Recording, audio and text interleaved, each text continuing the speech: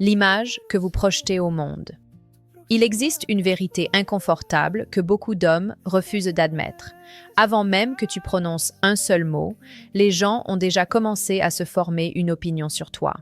Ton apparence, ta posture, ton énergie, la façon dont tu occupes l'espace, tout cela communique des informations, que tu le veuilles ou non. Ce chapitre va explorer cette réalité en profondeur, non pas pour t'encourager à devenir quelqu'un de superficiel, obsédé par les apparences, mais pour t'aider à comprendre comment aligner ton image extérieure avec ton identité intérieure de façon authentique et puissante. La psychologie de la première impression.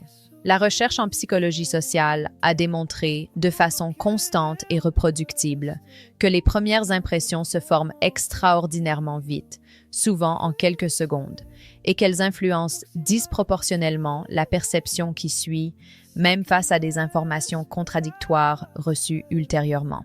Ce phénomène, parfois appelé effet d'ancrage, signifie que la première impression que tu donnes crée un filtre à travers lequel toutes les interactions subséquentes seront interprétées. Une première impression positive crée un effet de halo où les ambiguïtés futures seront interprétées favorablement. Une première impression négative crée l'effet inverse, où même des comportements positifs seront examinés avec suspicion. Cette réalité n'est ni juste ni injuste, c'est simplement la façon dont le cerveau humain, optimisé pour traiter rapidement l'information sociale, fonctionne. Comprendre ce mécanisme n'est pas une invitation à la manipulation, mais une reconnaissance pragmatique de la façon dont les interactions humaines se déroulent réellement, ce que ton apparence communique réellement. Contrairement à ce que beaucoup imaginent, l'apparence physique ne communique pas principalement « es-tu beau ou non ». Elle communique une série d'informations beaucoup plus nuancées sur ta relation avec toi-même et avec le monde. Le soin personnel communique le respect de soi. Quelqu'un qui prend soin de son hygiène, de sa tenue, de sa présentation générale, communique implicitement qu'il se considère comme digne d'effort et d'attention. À l'inverse, une négligence chronique de l'apparence, pas par manque de moyens, mais par désintérêt, communique souvent, consciemment ou non, un manque de respect envers soi-même qui se traduit dans la perception des autres. La cohérence vestimentaire communique l'intentionnalité. Une tenue qui semble réfléchie, cohérente, adaptée au contexte communique une capacité de jugement et d'intentionnalité. À l'inverse, une tenue manifestement inadaptée au contexte, trop décontractée pour une situation formelle ou inversement, communique souvent un manque de conscience sociale ou de considération pour la situation.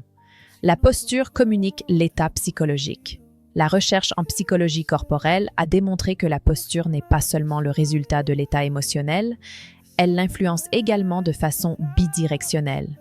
Une posture ouverte, droite, occupant naturellement l'espace, communique la confiance et la stabilité émotionnelle. Une posture fermée, voûtée, qui cherche à minimiser l'espace occupé, communique souvent, consciemment perçue ou non par l'observateur, une insécurité sous-jacente.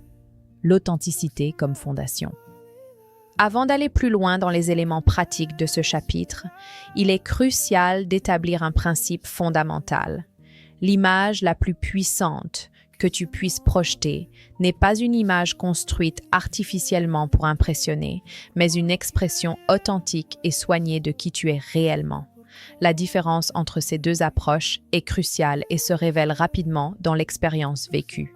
Une image construite artificiellement, pour impressionner, pour correspondre à une attente externe, pour masquer une insécurité, nécessite un effort constant de maintien parce qu'elle n'est pas alignée avec ta réalité intérieure. Cette dissonance crée une fatigue psychologique chronique et souvent une incohérence perceptible que les autres détectent même sans pouvoir l'identifier précisément. Une image authentique, en revanche, qui reflète sincèrement tes valeurs, ta personnalité, tes goûts réels, simplement présentés avec soin et intentionnalité, ne nécessite aucun effort de maintien parce qu'elle n'est pas une façade, mais une extension naturelle de qui tu es. Le travail sur ton image, tel que je le présente dans ce chapitre, ne consiste donc pas à devenir quelqu'un d'autre, mais à présenter la meilleure version cohérente et soignée de qui tu es réellement. Les piliers concrets de l'image personnelle. Premier pilier, l'hygiène et le soin corporel de base. Cela peut sembler élémentaire, mais l'importance de ce pilier est systématiquement sous-estimée. Une hygiène irréprochable, peau propre et soignée, cheveux entretenus, dents soignées, odeur corporelle maîtrisée, constitue le socle absolu sur lequel toute autre dimension de l'image personnelle repose. Aucune tenue, aucun style ne peut compenser une négligence sur ce plan fondamental. Deuxième pilier, une garde-robe cohérente et intentionnelle. Tu n'as pas besoin d'une garde-robe extravagante ou coûteuse pour projeter une image soignée. Tu as besoin d'une garde-robe cohérente qui reflète un style personnel clair, adapté au contexte que tu fréquentes régulièrement et composé de pièces de qualité raisonnable plutôt que d'une accumulation de pièces bon marché sans cohérence d'ensemble. La clé ici est l'intentionnalité plutôt que la quantité.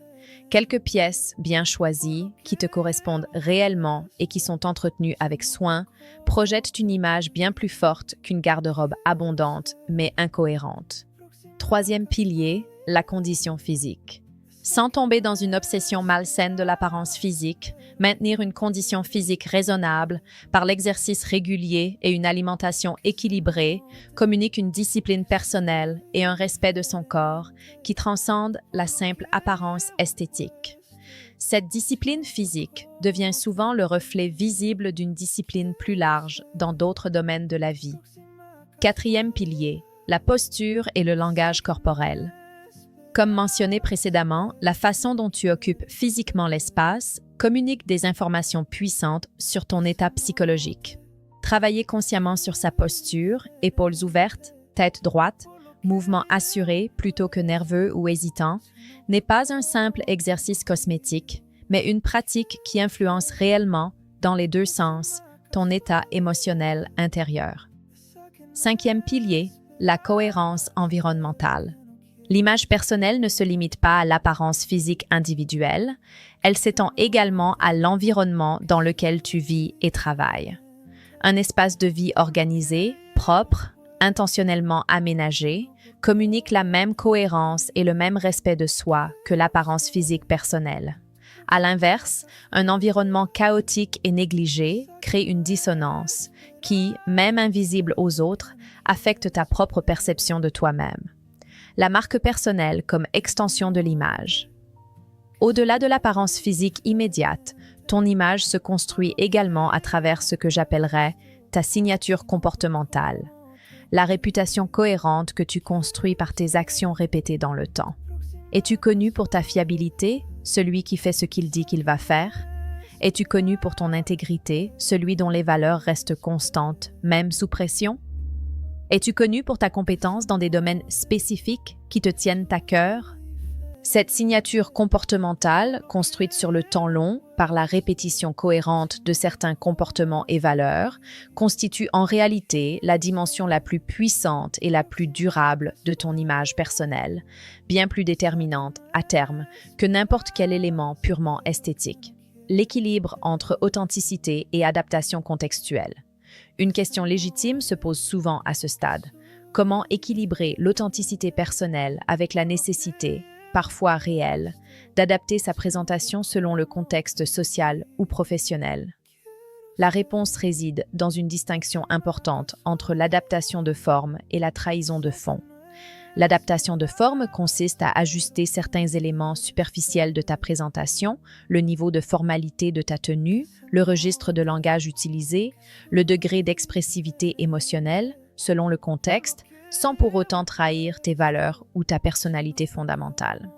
La trahison de fond, en revanche, consisterait à abandonner tes valeurs réelles, à prétendre être quelqu'un de fondamentalement différent, à mentir sur ce que tu penses ou ressens réellement, pour correspondre à une attente externe.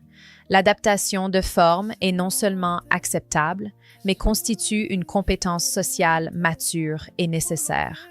La trahison de fond, en revanche, crée à terme une dissonance interne profondément destructrice pour ton bien-être psychologique et ton authenticité relationnelle.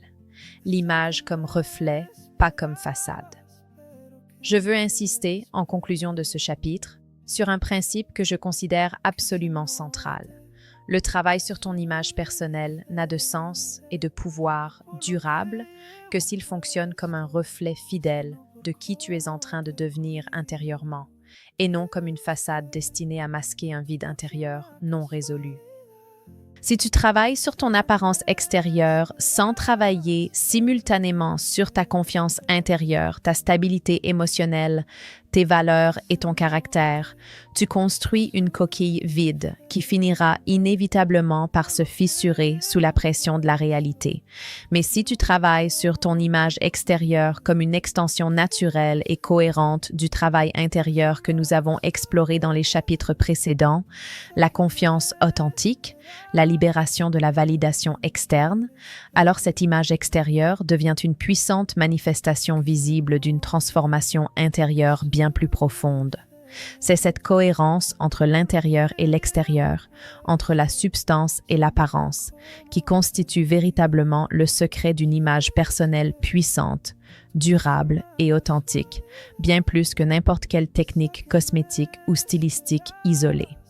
Dans le prochain chapitre, nous allons explorer la dimension qui soutient et alimente tout ce travail sur l'image et la confiance. Le développement d'un mental de gagnant capable de persévérer face aux obstacles inévitables que la vie présente à chacun d'entre nous.